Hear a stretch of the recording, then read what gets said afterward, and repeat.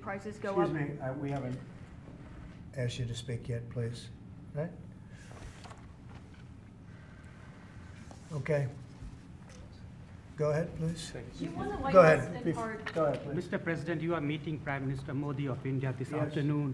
What kind of trade and tariff relations would you like to have with India, and what's the vision for India and US? Yeah, India traditionally is the highest, just about the highest tariffed country. They charge more tariffs than any other country. And, I mean, we'll be talking about that. But again, whatever they charge us, we're charging them. So it works out very well. It's a beautiful, simple system. And we don't have to worry about, gee, we're charging too much or too little. But traditionally, India is right at the top of the pack, pretty much.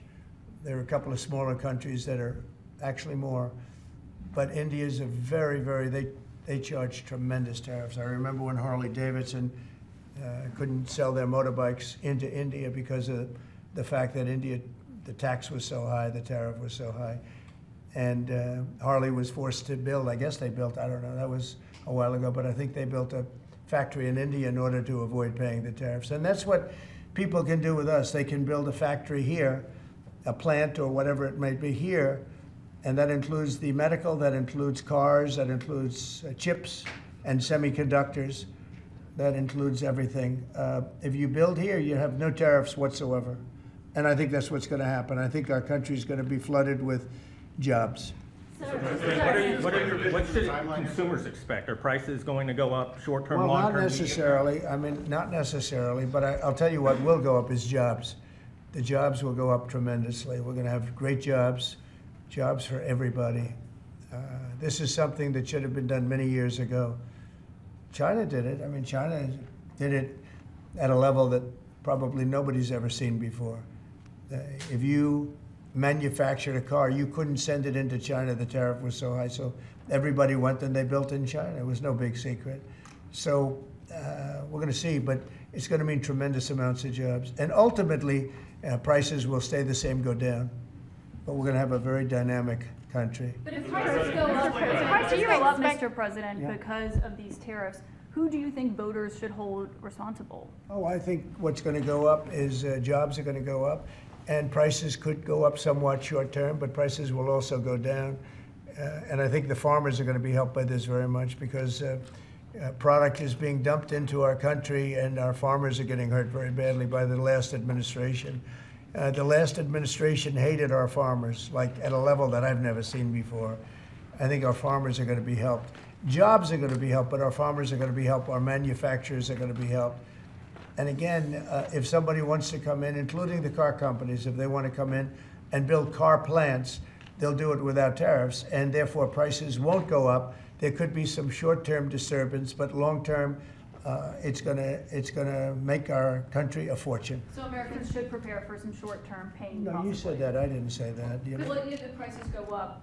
Let's see what happens. Nobody really knows what is going to happen, other than we know that jobs are going to be produced at levels that we haven't seen before. We know that we think interest rates are going to ultimately be coming down because of things that happen, and they go hand in hand with the tariffs.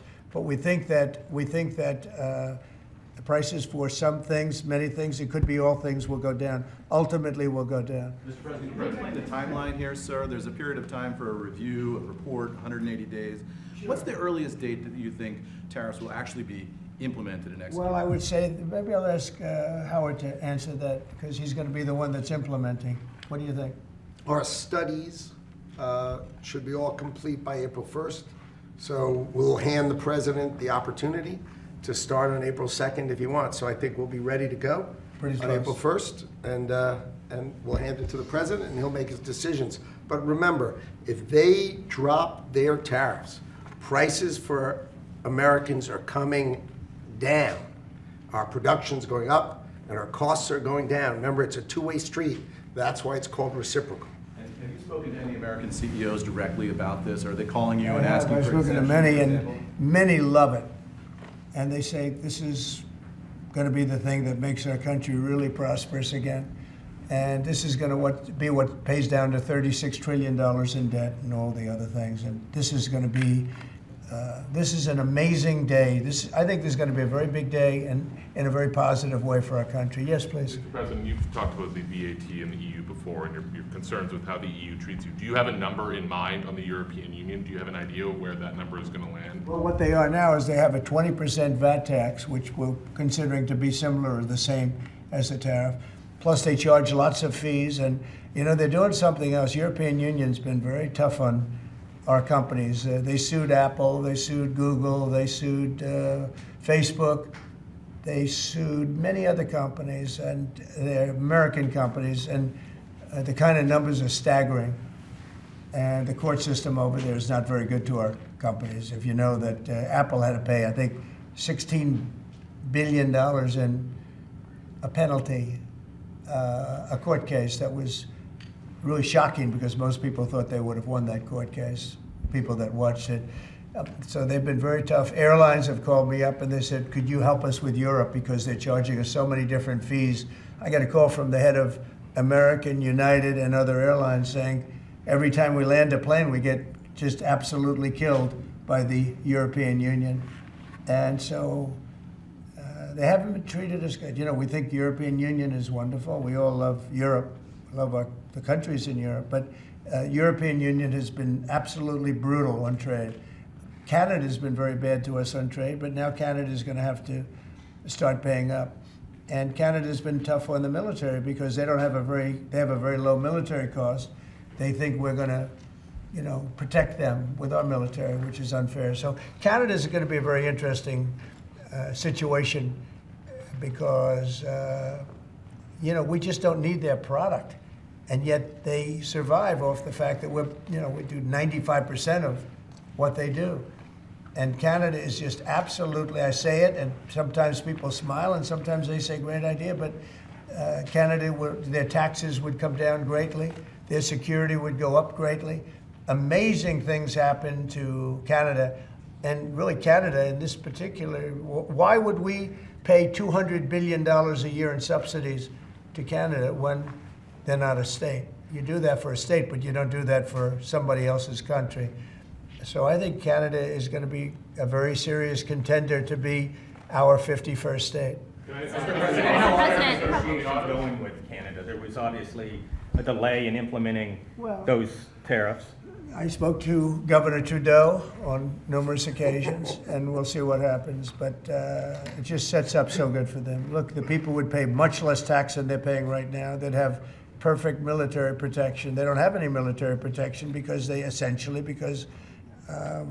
and you take a look at what's going on out there. You have Russian ships, you have China ships, you have Chinese ships, you have a lot of ships out there, and you know, people are in danger. This is a different world today. It's a different world. They need our protection. Yes. You just mentioned Elon Musk and the efforts that he's undertaking with your Yeah. authority. You granted him new authority this week.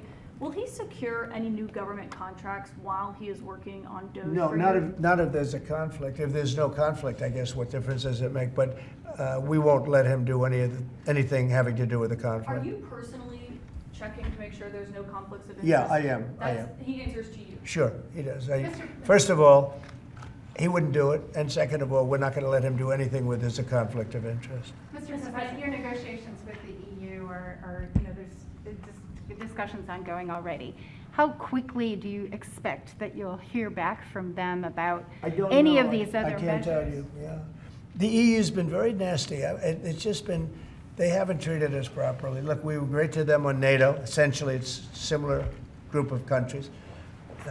When I came in, my first term, I raised their fees. I mean, they were not paying. We were paying for, in my opinion, almost all of NATO. And now, you know, I had the bad moment with the press where the press said, well, does this mean you won't protect them? And I said, I won't protect them if they're not paying.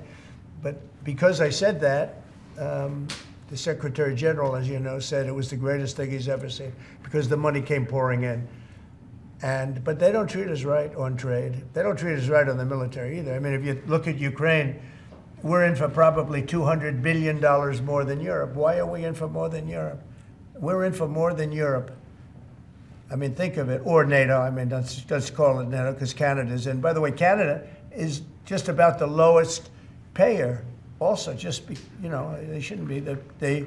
are just about the lowest payer in NATO, in addition to everything else. So Canada's really been taken advantage of. And if they had to pay just something modestly fair, they wouldn't be able to succeed as a country. And that's why I feel they have to become a state. Yes, ma'am. Thank you, Mr. President. Is it your expectation that partners will offer major concessions and that you actually don't end up applying those tariffs? No, I think that a lot of them will stay the same, and whatever they pay, I'll pay. I mean, we'll have a lot of them stay the same. I think some. Look, I heard they, as an example, EU lowered their tax on cars down to the exact same amount that they were much higher. They were approximately 5 times higher, and they lowered them down to the exact tax that we're charging. That took place like yesterday or the day before. Is that a correct statement? I think so, yeah. Do you expect any exemptions or waivers? I don't expect that, no. This is a simple system. I mean, there wouldn't be any. And in the case of Apple, I gave them a waiver, an exemption in my first term because Samsung was in South Korea. And Samsung didn't have to pay the tax because it was a tax on China. And Apple makes a lot of their product in China. So I did that because it wouldn't have been fair. But now this applies to everybody across the board. This is a much simpler way of doing it, much better way. Did you, Mr. President, you had that major call yesterday with President Putin of Russia. President Zelensky responded today basically saying any agreements they won't accept unless they're made with Ukraine. Will Ukraine have a seat at that table for those negotiations? Of course they would. I mean, they're part of it. We would have Ukraine, we would have Russia, and we'll have other people involved too. A lot of people, a lot of forks in the a lot of forks in this game. I'll tell you what, this is a very interesting situation, but the Ukraine war has to end. The young people are being killed at levels that nobody's seen since World War II, and it's a ridiculous war, and it has to end. We had a good talk with President Putin. I had a good talk with President Zelensky, very good talk. And somebody said, oh, I should have called Zelensky first. I don't think so. I mean, we have to find out whether or not Russia wants to make a deal. I know that Zelensky wants to make a deal because he told me that, but I now know that Russia wants to make a deal. Did you ask Secretary Hegseth to walk back his comments yesterday saying Ukraine won't join NATO and won't go back to pre-2014 borders because those are bargaining chips you could use? No, I didn't. Somebody told me to, but I thought his comments were good yesterday, and they're probably good today. They're a little bit softer, perhaps, but I thought his comments from yesterday. I thought his comments yesterday were pretty accurate. I don't see any way that a country in Russia's position could allow them, just in their position, could allow them to join NATO. I don't see that happening. And long before President Putin, Russia was very strong on the fact that I believe that's the reason the war started. Because Biden went out and said that they could join NATO, and he shouldn't have said that. As soon as he said that, I said, you know what? You're going to have a war now, and I was right about that. This is a war that would have never happened if I were president. But you don't think it's President Biden's fault, not President Putin? I mean, he's the one. I think Biden is incompetent, and I think when he said that they could join NATO, I thought that was a very stupid thing to say. I thought when he said, well, it depends if it's a minor incursion. In other words, it's okay if Russia does a minor incursion. I thought that was a very foolish thing to say. When do we expect on Got it started. The other thing that got it started was how badly Milley and these stupid people, the bad generals, how badly they did with Afghanistan. I was going to pull out, but we were pulling out with dignity and strength, and we were going to take our equipment with us and everything else. They are, I mean, what they're doing is, what they did with that, I think Putin looked at that mess and he said, wow, this is a great time, I'm going to go in. But what the Americans said, I'm not blaming Americans, but I will say what they said had a big influence on his deciding to go in. Yeah. When Elon Musk met with Prime Minister Modi earlier today, did he do so as an American CEO or did he do so as a representative of the U.S. government? Are you talking about me? No, Elon Musk. Elon, I don't know. They met, and I assume he wants to do business in India. But India is a very hard place to do business in because of the tariffs. They have the highest tariffs just about in the world, and it's a hard place to do business. No, I would imagine he met possibly because, you know, he's running a company. He's doing this as a as something that he's felt strongly about for a long time, because he sees what's happening and he sees how the country is really being hurt badly by all of the fraud, waste, and abuse. Yeah. So how do you know whether he's meeting with the CEO or meeting with a representative of your government? Well, he's meeting with me in a little while, so I'm going to ask him that question. All right? I'll ask him that question. Yeah. On auto tariffs, what should we expect, sir? You mentioned obviously steel and aluminum and pharmaceuticals. What are you thinking about auto tariffs? We haven't talked about that much. I think autos are coming soon. I think they're all coming more or less at the same time. And it's not going to be a big shock to the system. But what it's going to do is it's going to bring pharmaceuticals back to our country. Much more important than the money. It's a lot of money, but it's going to bring pharmaceuticals back to our country. It's going to bring chips back to our country. It's going to bring automobile. We're going to do a lot more automobile manufacturing in our country. You know, when I did this, when I announced this during the campaign, they were going to build the largest car plant in the world in Mexico. It was almost under construction. It was just starting. And when they heard me make that statement, and they thought I was going to win the election, actually, it was a few months before the election itself, China was building the car plant. It was going to be the largest in the world. They immediately stopped construction. You can see the foundations there. They immediately stopped. When they heard I was doing this, that would have destroyed Detroit. It would have destroyed Michigan. This plant would have taken up more than almost the whole state built. And it would have been very destructive. When they heard me speak, and they said, wow, if he gets in, we're gonna lose our shirt. So they stopped building. That's the impact that tariffs have. Again, you know, I say it, and I say it loudly. It's the most beautiful word, but now I say religion, love, and a couple of other things are more beautiful, because I got in a lot of problem with the fake news when they said, oh, other things are more important. God is more important, but these are the words. But I would say it's number 4 or 5. To me, it's the most beautiful. And I'll tell you what, I think really reciprocal tariffs, those 2 words, reciprocal makes tariffs really fair. There'd be no exemptions, right? It would be all auto imports? Any exemptions now, because you don't need to. With reciprocal, you don't need to. Mr. President, is Gavin Klager just arrived at the IRS? Fox Radio. Do you have a update on the TikTok negotiations? Yeah, we have a lot of people. Timeline's running out, isn't it? Sure, well, I have 90 days from about 2 weeks ago, right? And I'm sure it can be extended, but let's see, I don't think you'll need to. We have a lot of people interested in TikTok, and I hope to be able to make a deal. I think it would be good. You know, people have learned it's very popular, and we'll have to probably get approval from China to do it, but we have a lot of people that are interested, and a lot of people, I think China will be interested because it's to their benefit too.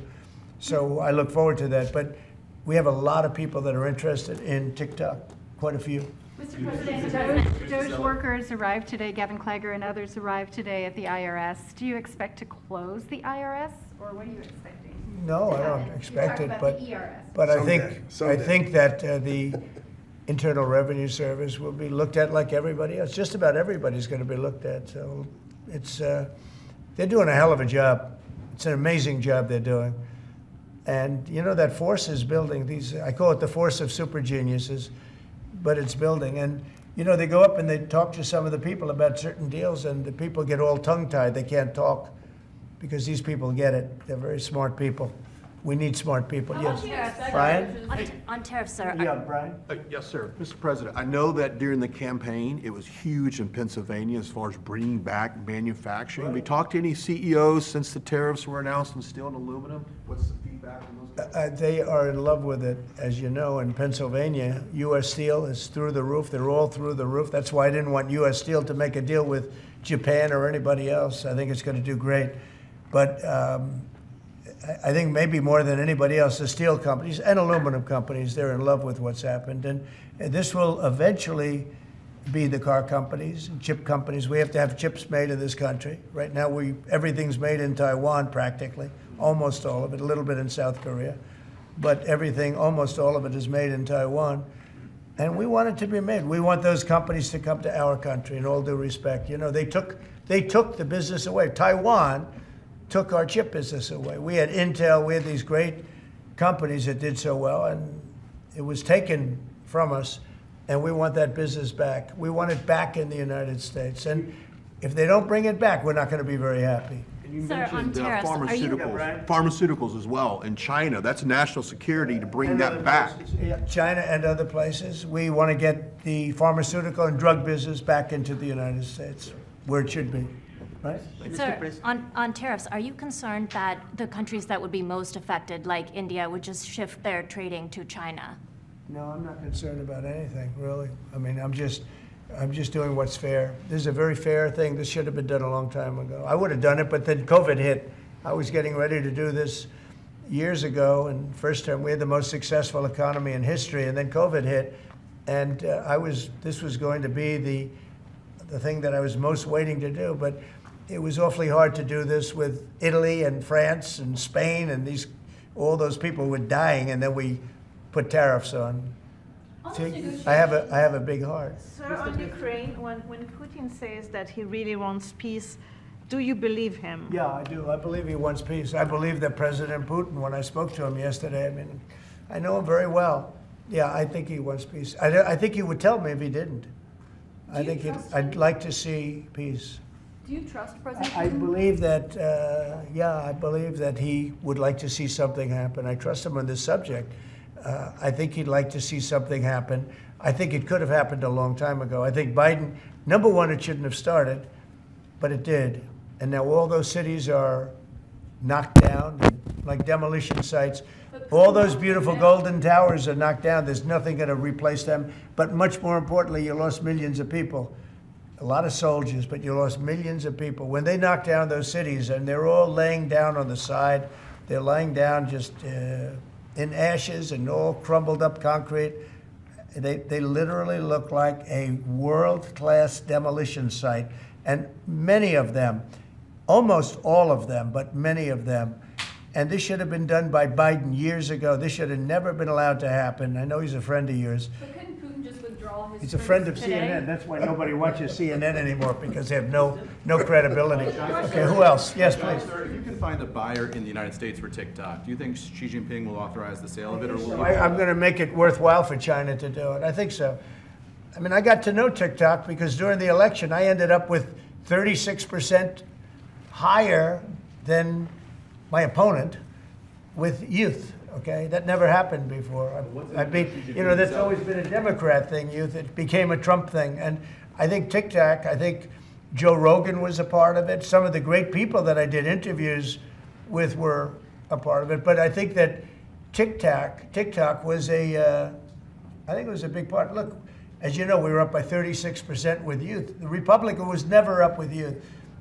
And I focused on TikTok, and I found it to be amazing, actually, and very fair. And I think the image of TikTok is different than it was before the election. I think people saw it, and they view it as a positive, not a negative. I think it'll be to China's advantage to have the deal be made, yeah. How much money do you think you'll raise from tariffs on an annual basis? That's the most interesting question. I think it'll be a staggering amount. It will be the external, I call it the External Revenue Service. That was a name that was devised by a few of us, but I think it's going to be a staggering amount. We've heard the number 1 trillion floated in meetings with senators. Is that a number you've thought of? I don't know, but already the Senate's saying, well, wait a minute, they're looking at some of the numbers and they're saying, whoa, look, we want to, I say America first, I say make America great again. That's what we're doing. I think it's the most important thing I've signed. I've signed some very important things. Right to try was so important. I mean, a lot of important things. Space Force, the biggest tax cuts in history. This could be one of the most important things that we've ever signed. Do you expect the Russians and President Putin to attend the summit in Saudi Arabia? Eventually, yeah. Not quite yet. It's a little early. They're having a meeting in Munich tomorrow. Russia is going to be there with our people. Ukraine is also invited, by the way. Not sure exactly who's going to be there from any country, but high-level people from Russia, from Ukraine, and from the United States. Do you want to add Russia back to the G7, sir? I'd love to have them back. I think it was a mistake to throw them out. Look, it's not a question of liking Russia or not liking Russia. It was the G8, and I said, what are you doing? You guys, all you talk about is Russia, and they should be sitting at the table. I think Putin would love to be back. Obama and a couple of other people made a mistake and they got Russia out. It's very possible that if that was the G8, you wouldn't have had the problem with Ukraine. And if I was president, you definitely wouldn't have had the problem with Ukraine. Russia would have never attacked Ukraine. But you ask a very good question, the G8. It used to be the G8, and then these people threw them out. And I was arguing with Trudeau and with numerous of the people. Actually, Prime Minister Abe, a great man from Japan, agreed with me 100%, and some of the others did too. But I got there, it was the G7, as you know. They had already been terminated. I think it would have been very helpful, and it still would be helpful to have Russia be a part of that mix. And I think if they were, I don't think you would have had the problem that you have right now. Russia is part of the G20. They kicked them out, of course, because they illegally annexed Crimea. I mean, how would you have responded if Russia invaded or took over? They took Crimea during Obama. 2014. They took, well, now they're looking to take the whole thing. Then they took a big chunk of land and people, as you know, during Bush. And now they're trying to take the whole thing during Biden. You know, the only one that didn't give them anything is Trump. They never took anything with Trump, nothing, not 2 inches of property of land. But Crimea was Obama. And then Bush gave them a lot, if you remember. And then, in fact, it's a sort of a standard little phrase. And Biden's giving them everything because this is a war that shouldn't have been had. And the only one that didn't give them anything is Trump. It's just the way it is. What's the message from Wall Street about these tariffs? So there's been some nervousness on Wall Street about the impact. I mean, there hasn't been very much, and I think it's going to make the United States stronger, and in many ways it could make other countries stronger too. You know, other countries want to have a strong United States. They want to have a strong America, and I think it's going to make us very, very strong, much stronger. And we have a lot of work we're doing on the military. Our military already, I've authorized some contracts to be built that are very substantial. We're building the greatest equipment in the world. We have the greatest military equipment in the world. We're building it. At some point, when things settle down, I'm going to meet with China, and I'm going to meet with Russia in particular, those two, and I'm going to say, there's no reason for us to be spending almost $1 trillion on military. There's no reason for you to be spending $400 billion. China's going to be at 400 billion. We're at $1 trillion. We're going to be at close to $1 trillion. And I'm going to say, we can settle this on, we can spend this on other things. We don't have to spend this on military because, and I'm going to be meeting with China. You know, we were trying to de-escalate nuclear, and I was in a position where Russia had agreed and China had agreed we were going to start, and then we had a rigged election, so that never took place. But this one was too big to rig. We won by so much that it was too big to rig. You want to do the China meeting in the United States, or would you travel to China for that? For what? The China meeting. Would you do that here or I there? tell people all the time, you know, the question is who's going to have the first meeting, where are you going to, I say this to Putin, to President Xi, I say to everybody, never bothered me, you know, I'm willing to say I'll go first. It doesn't matter. It's the end result that counts. So it doesn't make any difference. When do you want to have a conversation about global defense spending, you, China, Well, Russia? I'd like to have that, as soon as things settle down, I'm going to have that conference, primarily with China and Russia, because those are the two that really are out there. And we're going to have them spend a lot less money, and we're going to spend a lot less money. And I know they're going to do it. They agreed to it. We were talking about denuclearizing, and President Putin and I agreed that we were going to do it in a very big way. There's no reason for us to be building brand new nuclear weapons. We already have so many. You could destroy the world 50 times over, 100 times over. And here we are building new nuclear weapons, and they're building nuclear weapons, and China's building new nuclear weapons, and China's trying to catch up because, you know, they're very substantially behind, but within 5 or 6 years, they'll be even. And we're all spending a lot of money that we could be spending on other things that are actually, hopefully, much more productive. Hopefully, there'll never be a time when we need those weapons. If there's ever a time when we need nuclear weapons, like the kind of weapons that we're building and that Russia has and that China has to a lesser extent, but will have, that's going to be a very sad day. That's going to be probably oblivion. Do you see that as separate conversations, or do you see one giant summit with you, Xi Jinping, and Vladimir Putin? Yeah, I could see that. let things calm down a little bit. You know, when I left, we had no Middle East problem. We had no Russia going into Ukraine. They never would have done it. Putin never would have done it. And I came back and we got like the whole world is blowing up. So when we straighten it all out, then I want to have one of the first meetings I want to have is with President Xi of China, President Putin of Russia. And I want to say, let's cut our military budget in half. And we can do that. And I think we'll be able to do it. If Elon Musk identifies wasteful spending in the Defense Department, defense contractors and the like, are you willing to go after that spending as well? That's been We have to go waste, fraud, and abuse. Yeah, and we're doing that.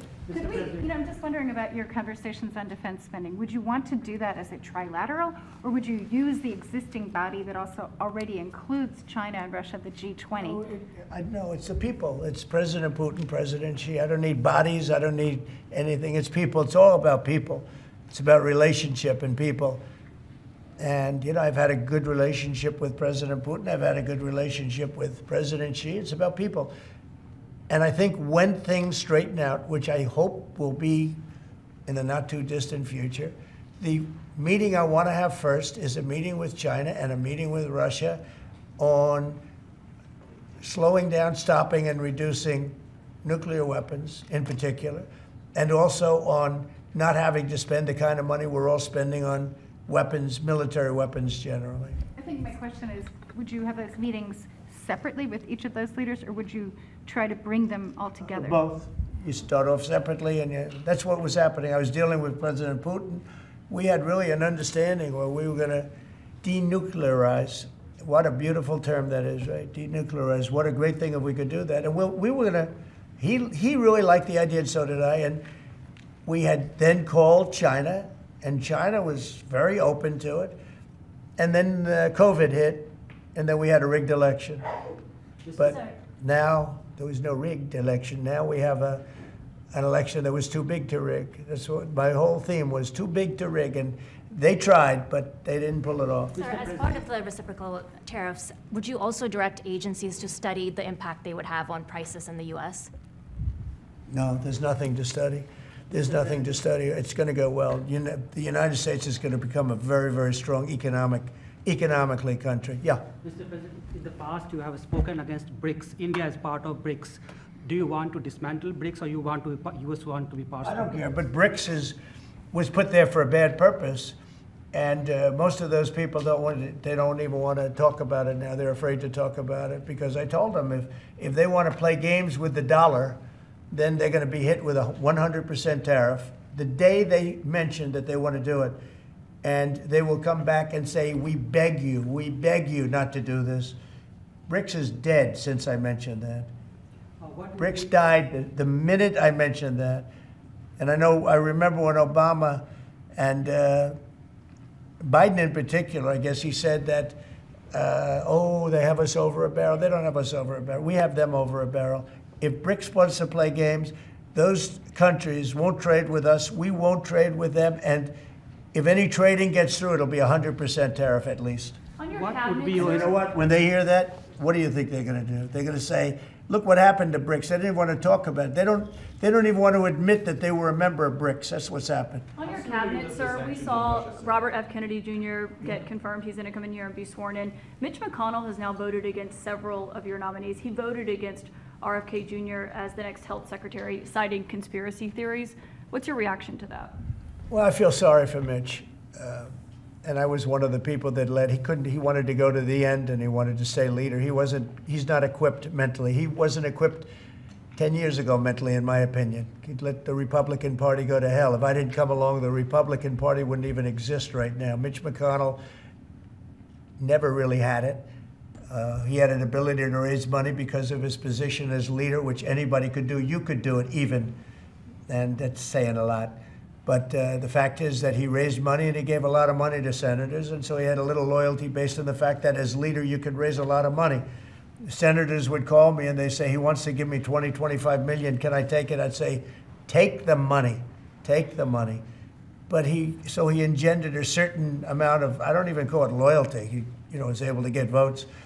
But I was the one that got him to drop out of the leadership position, so he can't love me. But he's not voting against Bobby, he's voting against me, but that's all right. He endorsed me. You know, do you know that Mitch endorsed me, right? Well, he did You have think that was polio, easy? and What? He had polio, obviously, and his. I don't know. I don't know anything about he had polio. He had polio. Are you doubting that he had polio? I have no idea if he had polio. All I can tell you about him is that he shouldn't have been leader. He knows that. He voted against Bobby. He votes against almost everything now. He's a very bitter guy, and we have a very strong party. And he's almost not even really a very powerful member. I'd say he's not he's lost his power, and it's affected his vote. And it's one of those things. But in the meantime, Bobby did great, got more votes than anybody thought, and I think he's going to do phenomenally, just phenomenally in that position. And everybody else likewise did well. Not only well, they got more votes than anybody thought. Tulsi, look at how she did. She did great. Marco got 99 votes. How about that? And Marco got 99 votes. And Marco, by the way, I have to tell you, Marco Rubio's done a fantastic job. He's been a great Secretary of State. They're all doing great. But we're going to have a swearing in today, and maybe we're going to have a second one, because I hear we have a couple of them coming up. And the man behind me is doing a fantastic job, Secretary of Commerce. And I think you're going to see something very big come from today's signing. This is going to be a very important signing. Okay? On U.S. Steel, sir, can I ask very quickly? You said you'd meet with the head of that company and the Japanese company. U.S. Steel is going to be here, and a lot of the steel companies are coming. I think steel companies, they love what's happening to them. We saved it. If I didn't do the tariffs from my first term, you wouldn't have one steel company here. You wouldn't have one steel. There wouldn't be a steel company alive in the United States. And right now, they're going to be thriving. They're doing very well, but they're going to be thriving. They're going to be coming out. People are going to want to buy those steel companies like crazy. Are you still planning to mediate talks between Nippon Steel and U.S. Steel? Yeah, I don't know. I think U.S. Steel right now has all the power. The tariffs have given U.S. Steel a new lease on life. Okay? Thank you all very much. Thank you. Thank you. Thank you. Let's go. Let's go, guys. Thank you, Press.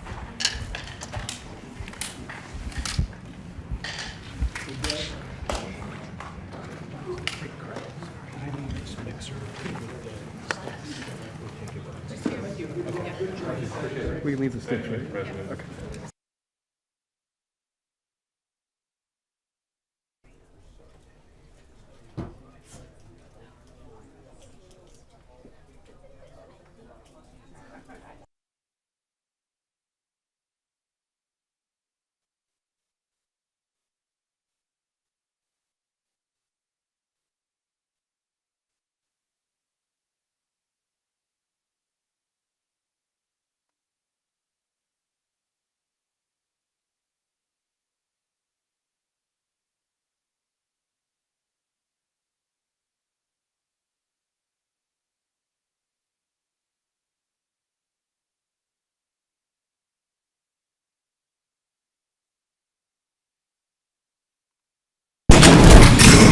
You guys all set?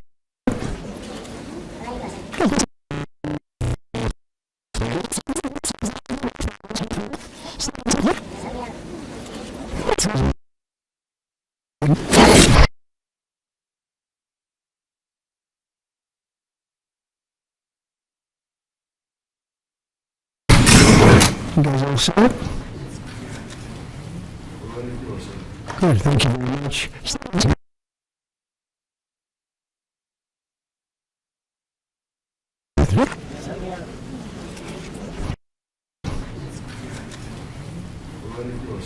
Good, thank you very much. And thank you all for being here. It was very exciting. It was a very exciting day we just had a big tariff meeting, reciprocal tariffs. Should have been done 40 years ago, it wasn't, but it is now. It's a big moment actually. It's going to be a real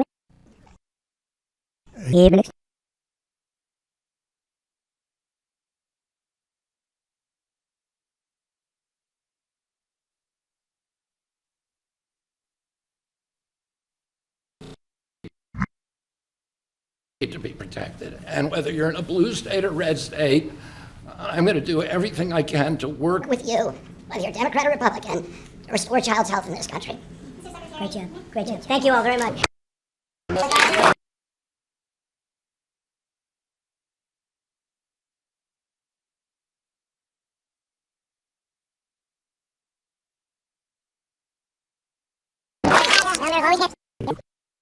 Great job. Thank you all very much.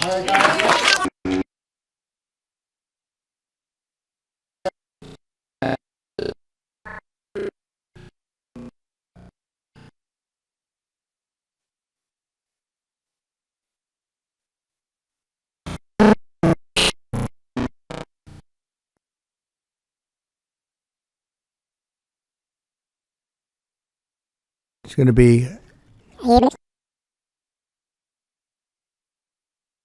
going to be a real honor for me to introduce Robert F. Kennedy Jr., take the oath of office and officially become Years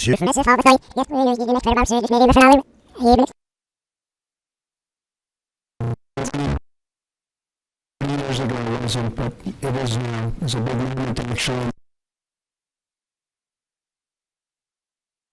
It's going to be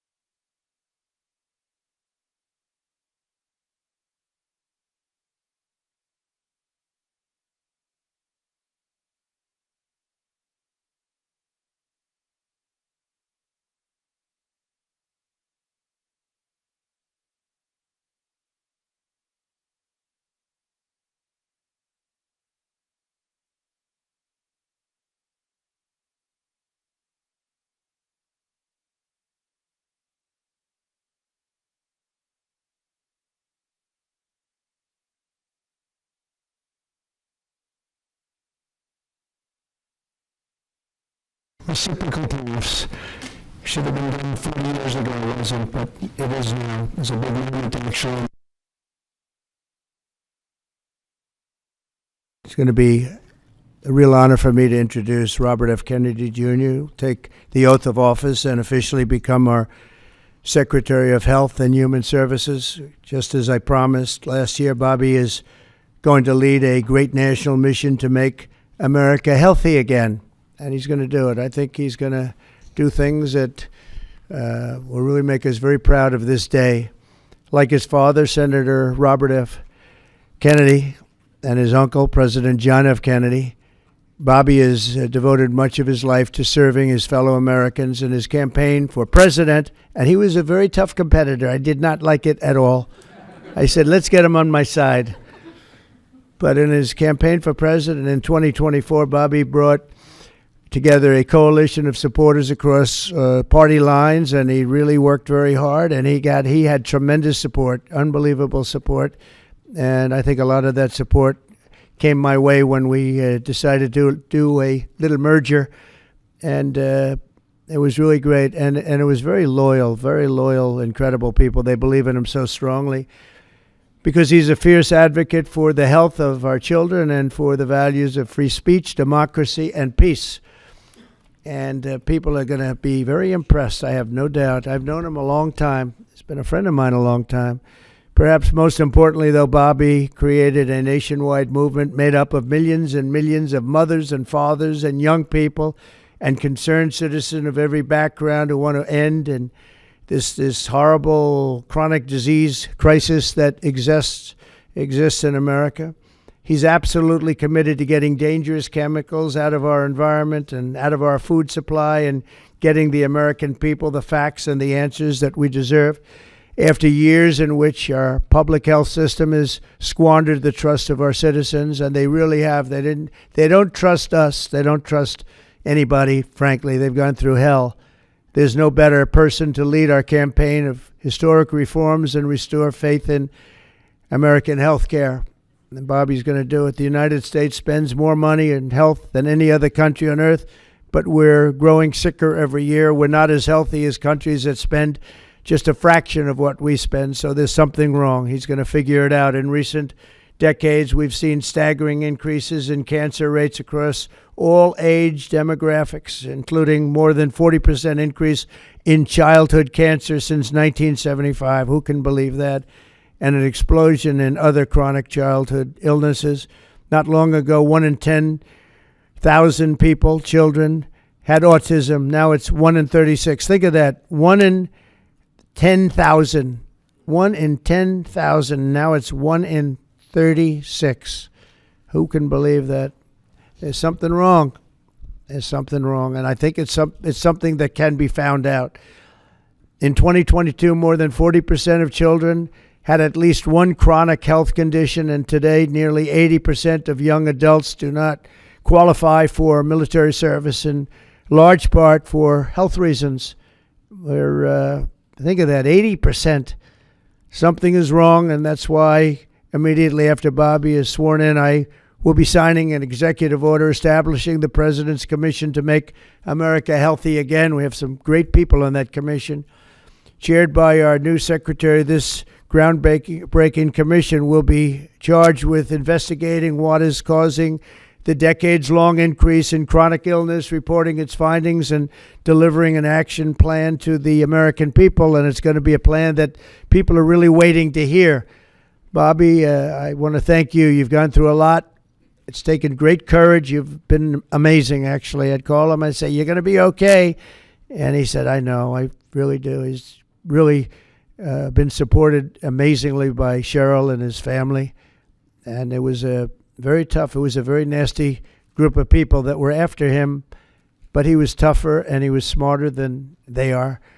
And that's why he's here today. There are very few people that could have withstood the assault, but he was able to. So I just want to congratulate you, and we have a very special person here to swear you in, a man that I think has done I think he's just an amazing man.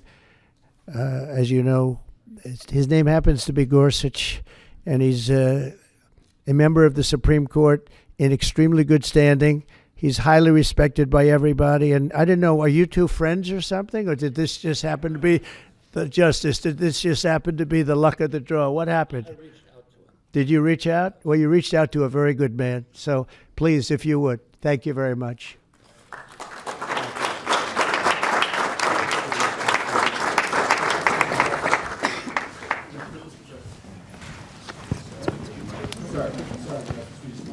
This has to be done first. I'll do this first. Sorry. I'm going to make this a good one, right?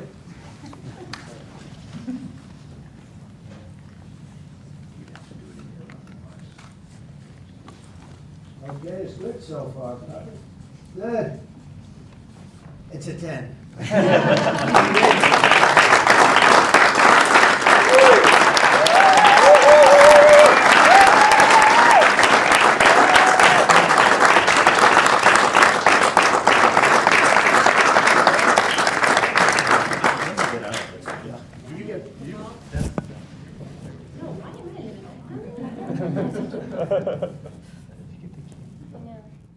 Go in there, get the kid in there, go in there, get the kid.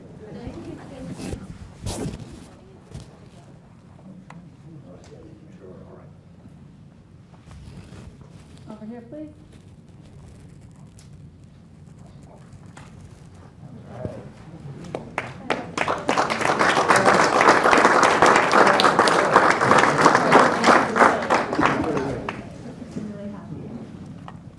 Would all the family like to join? Yes, sure.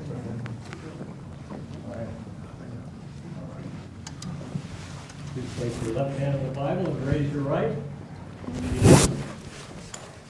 I, Robert F. Kennedy, Jr. I, Robert F. Kennedy, Jr. Do solemnly swear do solemnly swear that I will support and defend that I will support and defend the Constitution of the United States the Constitution of the United States against all enemies, against all enemies, foreign and domestic, that I will bear true faith and allegiance to the same, that I will bear true faith and allegiance to the same, that I take this obligation freely, that I take this obligation freely without any mental reservation without any mental reservation or purpose of evasion, and that I will well and faithfully discharge the duties of the office on which I am about to enter. So help me God. So help me God. Congratulations, Mr. Secretary.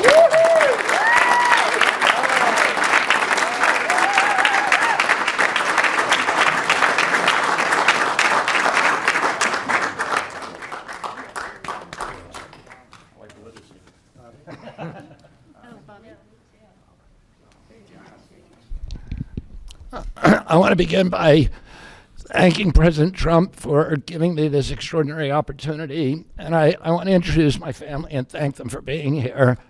My wife Cheryl, my cousin Anthony Shriver, my daughter Kik, my other daughter Kira, Catalina Shriver, Joey Shriver, Jackson Hines, and Amaryllis Kennedy. Oh, and I want to thank all of you for your support and throughout this whole 2.5-year journey. My first time in this Oval Office was in 1961, and I came here to meet or 1962. I came here and I had a meeting with my uncle, who was president then, where we talked about the environment. He was involved deeply, as we all know, in restoring physical fitness to this country. He challenged at one point during his administration, he challenged Americans to do a 50-mile walk, which I ultimately did. But I remember the day that my father completed his walk. We were staying up at Camp David, and my father came in after 18 hours walking on the C&O towpath with his feet bleeding and blisters on them. My father had one of his best friends was Al Lowenstein. And Al Lowenstein ultimately was a congressman from New York who was assassinated himself in 1980. But Al Lowenstein had started the Dump Johnson movement to get rid of President Johnson and end the Vietnam War. And at the time that he started it, people just thought it was a fool's errand. And ultimately, he asked my father to run for president against Johnson. My father wouldn't do it at that time, and he asked Gene McCarthy. McCarthy did it, and he joined that campaign. And my father ultimately ran, and Johnson then dropped out. So Al Lowenstein succeeded. And although Al Lowenstein was on the other side now, running against my father with Gene McCarthy, my father wrote him a note, a quote from Emerson, where he said, "If a single man plant himself firmly on his own ideal and there abide, the whole wide world will come around to him. For 20 years, I've gotten up every morning on my knees and prayed that God would put me in a position where I can end the childhood chronic disease epidemic in this country. On August 23rd of last year, God sent me President Trump. And he gave me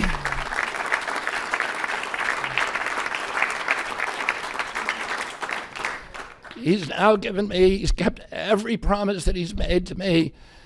He's kept his word in every account and gone way beyond it.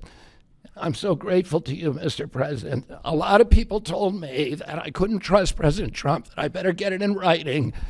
And we did a handshake, and everything that he told me he was going to do, he has done.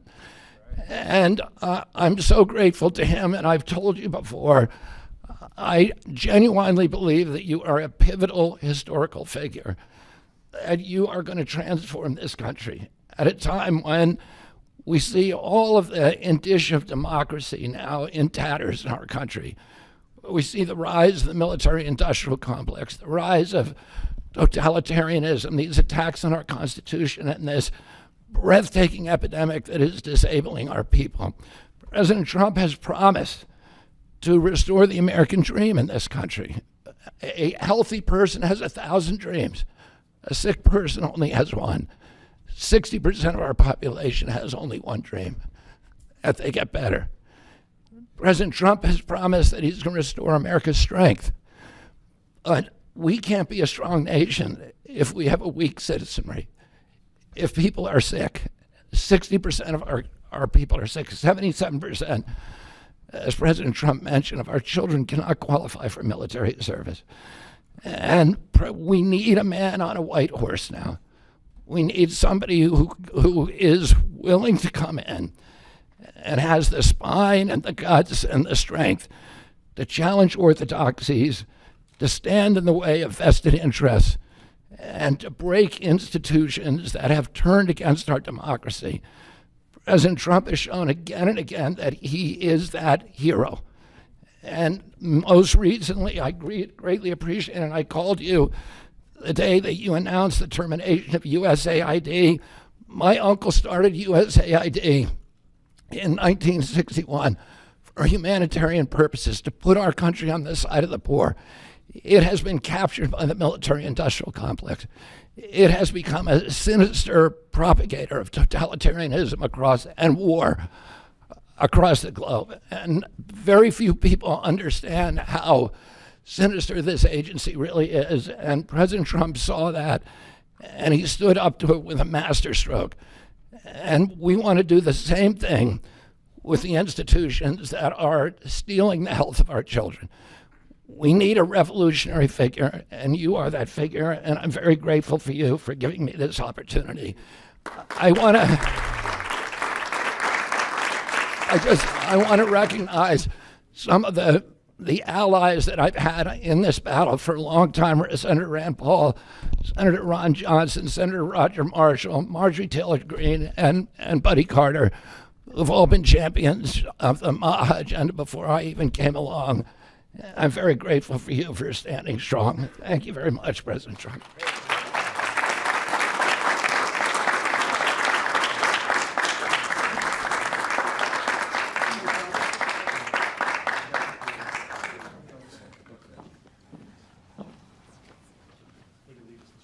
Mr. Secretary, if I could ask, what plans do you have immediately at HHS now that you're sworn in, sir?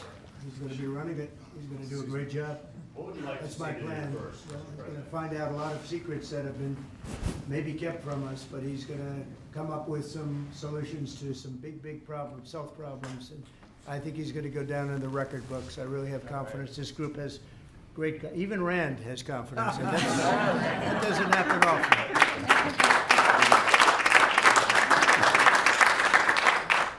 Good luck. If I could ask you, Mr. Secretary, do you plan to fire anyone immediately, or what are your plans on day one, which I guess is today? Our plans are radical transparency and returning gold standard science to NIH, to FDA, and CDC, to ending the corruption, ending the corporate capture of those agencies, getting rid of the people on those panels that have conflicts of interest. we can do unadored and unimpeded science rather than the kind of product that is coming out of those agencies today. Mr. Secretary, may I ask, how do you address concerns that some Americans may have about your stance on vaccines? When people actually hear what I think about vaccines, which is common sense, which is vaccines should be tested, they should be safe, everybody should have informed consent, people are reacting because they hear things about me that aren't true. They hear characterizations of things that I've said that are simply not true. When they hear what I have to say actually about vaccines, everybody supports it. Mr. Kennedy, Kara Keshenova from Lindell TV. What's your message to Democrats in the Senate that fought so hard to keep you from taking this position?